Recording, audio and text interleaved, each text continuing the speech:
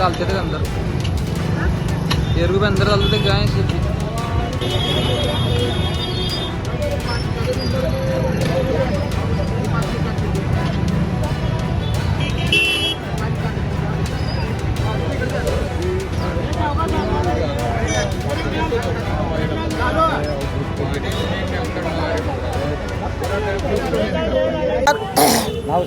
आज या ठिकाणी सर्वप्रथम मी आपले पत्रकार बंधूचा आभार मानते, कारण ते तातडीनं समजलं या ठिकाणी पोहोचले।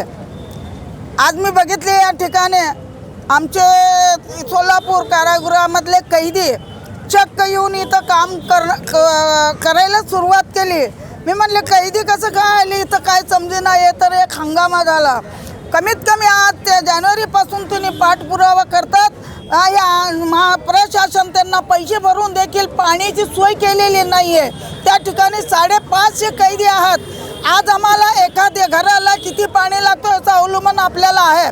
प्रशासन इतके माजलेले आहे कारण त्यांच्यावर अंकुश राहिलेला नाही आहे, कारण त्या ठिकाणी नगरसेवक नसल्यामुळे प्रशासनाचं राजकारण। मागणी पाण्याची, दुर्गंध पाणी येतो, घाण पाणी येतो, या कैद्यांना पाणी नाही आहे। 550 कैदी त्या ठिकाणी जगतात, तर त्यांना पिण्याला पाणी देऊ शकत नाही, तर हिच्यापेक्षा दुर्दैवी गोष्ट कोणची असते। तातडीत महाआयुक्त साहेबांनी आत्ता आलेले आहेत, त्यांचं काम अतिशय चांगलं आहे, पण प्रशासनाचे त्यांनी त्यांच्याकडे लक्ष देऊन त्यांची कान पिचाळी करून कामं तातडीने करून घेऊन सोलापूरचं पाणी स्वच्छ करा। परवा 2 मुली मेलेल्या आहेत तेही माहीत आहे, त्यासाठी पत्रकार बंधूंनी आम्हाला पहिलाच सांगितलं। ते एक पाहायला गेलं तर तुम्ही पाहताय की कैद्यांकडून खोदकाम केलं जात आहे, मनुष्यबळ नाही आहे, पाण्याची अवस्था बेकार आहे, कसं बघताय याकडे? महानगरपालिकेची एक सध्याची सोलापुरातली एक परिस्थिती आहे की काही लोकांना घाण पाणी देऊन मारतायत, तर काही लोकांना पाणी न देता ते मारण्याचा प्रयत्न महानगरपालिकेकडून सुरू आहे। हे स्पष्टपणे या प्रकरणावरून दिसून आलं। आजपर्यंत जे कैदी त्यांना पाहण्यासाठी सोलापूरकर त्यांना अजूनही माहीत नव्हतं की कोण कैदी असतात, कशा पद्धतीने राहतात, काय करतात। तसं ड्रेस घालून येऊन 4 कैदी या ठिकाणी खोदकाम करत असताना मी पाहिलं, आणि अक्षरशः मलाही म्हणजे वाटलं की काहीतरी महानगरपालिकेचे अधिकारी असं भैरूपी म्हणून येऊन इथे खोदकाम करतात का असं मला वाटलं। पण नंतर चौकशी केल्यानंतर माहीत झालं की खरोखरच ते कैदी होते, आणि महानगरपालिकेच्या अधिकाऱ्यांना जानेवारीपासून पत्रव्यवहार करून ते कंटाळून आता जेल प्रशासनामध्ये 550 कैदी आहेत। त्यांना पिण्याच्या पाण्याचा प्रश्न निर्माण झालेला आहे, आणि पिण्याचं पाणीच नाही म्हटल्यानंतर काय करायचं म्हणून ते स्वतः 4 कैदी आणून या ठिकाणी खोदकाम केलं।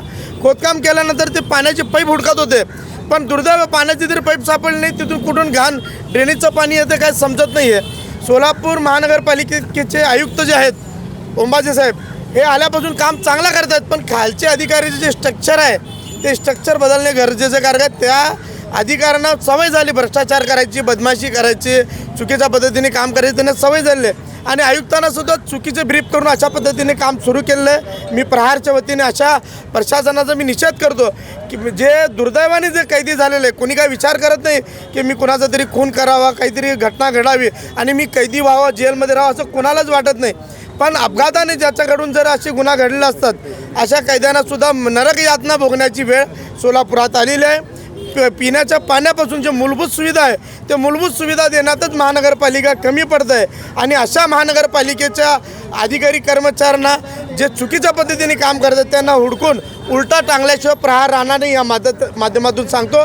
आणि अशा अधिकाऱ्यांची चौकशी करून कारवाई व्हावी।